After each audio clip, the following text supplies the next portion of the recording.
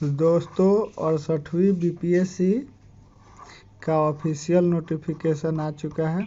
आप सब देख सकते हैं, आयोग के साइट पर इसे जारी कर दिया जाएगा, जिसमें आपका पुलिस उपाधीक्षक यानी डीवाईएसपी का इसमें टोटल पोस्ट की संख्या है आपका 8210 है। ठीक है, इसमें एसडीएम का पद नहीं आया है। आगे आप देख सकते हैं कि कौन कौन से पद हैं, यहाँ आपको नोटिफिकेशन में जारी कर दिया गया है। सारे पद दिए गए हैं। श्रम प्रवर्तन अधिकारी, अपर जिला परिवहन पदाधिकारी, ग्रामीण विकास पदाधिकारी, प्रखंड राज पदाधिकारी, पंचायती राज विभाग में आपकी ये टोटल नियुक्तियों की संख्या है 281 पदों की बहाली के लिए। 281 पदों की बहाली के लिए ऑफिशियली नोटिफिकेशन जारी कर दिया गया है। आगे आपका लिखा गया है कि प्रारंभिक परीक्षा के पूर्व अधियाची विभागों में प्राप्त होने वाली अधियाचना को शामिल किया जा सकता है तथा संशोधन होने पर पदों की संख्या घट बढ़ सकती है, यानी पदों की संख्या बढ़ने की भी संभावना है। उक्त विज्ञापन में भरे गए आवेदनों की संख्या के आधार पर एक से अधिक पालियों में परीक्षा आयोजित। यहाँ आयोग ने स्पष्ट कर दिया है कि ज़्यादा फॉर्म गिरेगा, फॉर्म डाले जाएंगे तो आपके 2 पालियों में एग्ज़ाम होगी, मतलब 2 दिन एग्ज़ाम लिया जाएगा। इस बार ये पूरी तरह से मेंशन कर दिया गया है, 2 शिफ्ट में लिया जाएगा। उसके बाद लिखा गया है उपयुक्त संयुक्त परीक्षा के लिए सुयोग्य भारतीय नागरिकों को ऑनलाइन आवेदन के लिए आपका आयोग का वेबसाइट है bpsc.bih.nic.in। शैक्षणिक योग्यता आपको दिया गया है। अंतिम तिथि, आवेदन भरने की अंतिम तिथि को आयोग सारणी 1 में वर्णित क्रम संख्या 1 से 21, क्रम संख्या 3 को छोड़कर मान्यता प्राप्त विश्वविद्यालय से स्नातक एवं समतुल्य परीक्षा में उत्तीर्ण होना चाहिए, यानी आप हर हाल में स्नातक पास कर चुके हों। और यही सब आरक्षण के बारे में दिया है।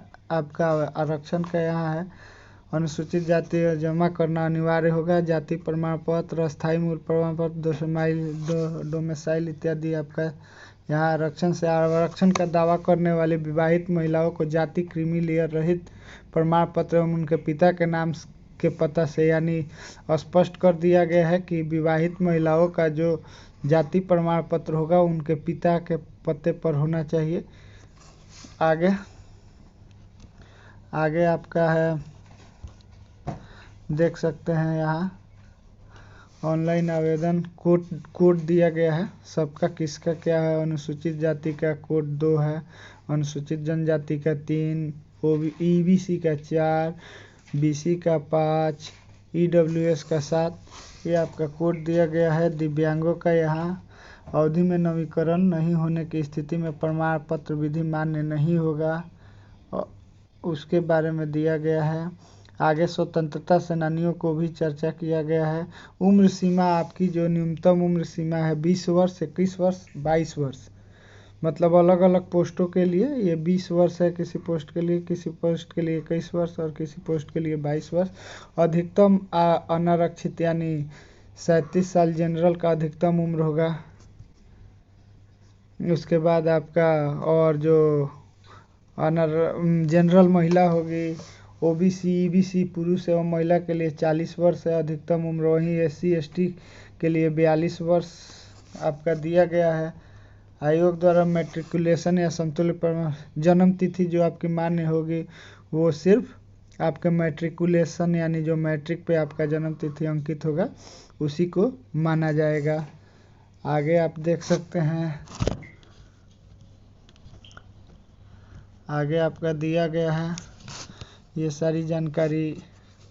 उसके बाद जो आगे जानकारी निकल के आती है वो है आपकी फ़ी के बारे में। फ़ी शारीरिक क्षमता, वही आपका शारीरिक क्षमता किसमें है। बिहार पुलिस सेवा में, जिला समादेष्टा में, जिला अग्निशमन पदाधिकारी में, जिसमें 5 फीट 5 इंच और छाती की माप होगी बिना फुलाए 32 इंच होना चाहिए, परंतु अनुसूचित जाति अनुसूचित जनजाति के लिए 5 फीट 3 इंच और छाती 31 फीट, महिलाओं के लिए 5 फीट 2 इंच। और आपका यही है, शुल्क दिया गया है। शुल्क आपका जनरल के लिए, सामान्य अभ्यर्थियों के लिए 600 रुपये रखा गया है। वही केवल बिहार के अनुसूचित जाति और अनुसूचित जनजाति के लिए 150 है। उसके बाद बिहार राज्य के अस्थायी निवासी सभी महिलाओं के लिए, सभी आरक्षित अनारक्षित महिलाओं के लिए आपका 150 रुपया है। उसके बाद दिव्यांग, अगर आप 40% से ज़्यादा दिव्यांग है तो आपका भी फिर 150 रुपया ही रखा गया है। अन्य सभी उम्मीदवारों के लिए 600 रुपया, यानी EWS हैं अगर आप तो आपको भी 600 देना होगा, OBC हैं तो 600 ही देना होगा। यही बातें निकल के आ रही है। अब आगे आपका जो दिया हुआ है प्रारंभिक परीक्षा, यहाँ सबसे इम्पोर्टेंट चीज़ जो निकल के आती है, इसमें स्पष्ट रूप से लिखा गया है कि प्रारंभिक परीक्षा में गलत उत्तर के लिए नकारात्मक अंक यानी निगेटिव मार्किंग का भी लागू किया जाएगा। 2 चीज़ें इस नोटिफिकेशन में निकल के आई है।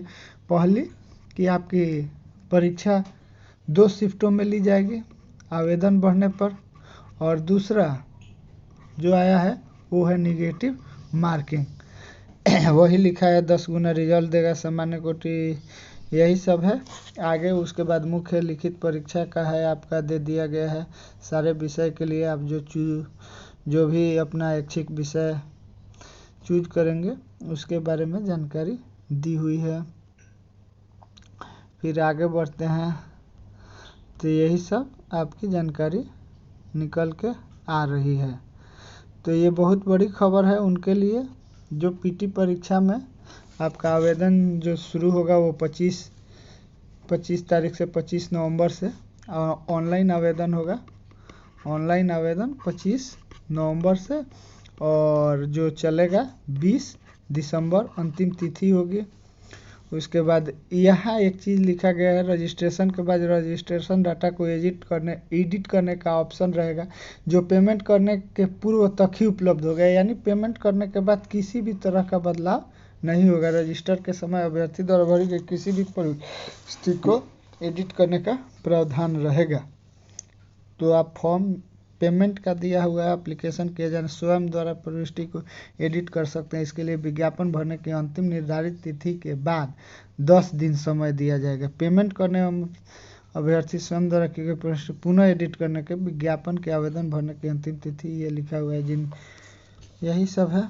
आगे देखते हैं इसमें क्या कुछ नया मिल पाता है। तो आपका यही है, और आप सबको पता ही है जो कि 67वीं की जो कट ऑफ गई थी, इस बार कट ऑफ आपका जनरल के लिए 113 चला गया था।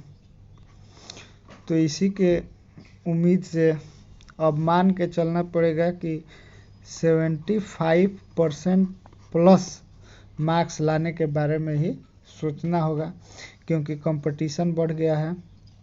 और तमाम इन झांसेबाज कोचिंगों के से दूर रहें। इन लोगों ने अपने एडमिशन के लिए, मेंस में एडमिशन के लिए इन लोगों ने कम बताया कट ऑफ, और आप कट ऑफ देख सकते हैं कितना गया। एडमिशन फुल कर लिए। अब ये आपको 40 दिन में, जिनका भी निकला हुआ है मेंस, उनको ये 40 दिन में SDM और DSP बनाने का सपना दिखाएंगे कि इतना दिन में कोर्स पूरा कर लेंगे। बाकी मिलते हैं अगले वीडियो में। धन्यवाद।